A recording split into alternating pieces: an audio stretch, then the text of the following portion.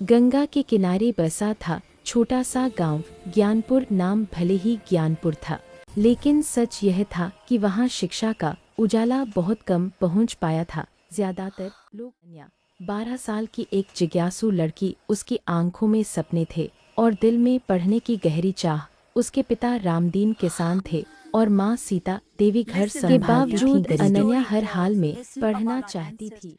अम्मा अक्सर उसे सरस्वती माता की कहानियाँ सुनाया करती थी। दादी कहती, बेटी, सरस्वती माता सिर्फ किताबों की देवी नहीं है, वो सोच को उजाला देती है। जहाँ उनका वास होता है वहाँ गांव में सरस्वती पूजा बड़े श्रद्धा भाव से होती थी। पीले कपड़े, पीले फूल, खिचड़ी और हलवा, सब कुछ पीले रंग में रंगा होता। बच्चे अपनी किताबें, स्लेट और पेंसिल माँ सरस्वती के चरणों में। अनन्या के लिए बहुत खास थी। उसने तय किया था कि वह गांव के सभी बच्चों को पूजा के दिन इकट्ठा करेगी और उन्हें पढ़ाई का महत्व समझाएगी। लेकिन यह काम आसान नहीं था। कई लोग अनन्या ने दादी से कहा, दादी, क्या सच में सरस्वती माता हमारी मदद करेगी? गांव में अलग ही रौनक थी। मंदिर को गेंदे के फूलों से सजाया गया था। माँ सरस्वती की मूर्ति बड़ी सुंदर थी, हाथों में वीणा।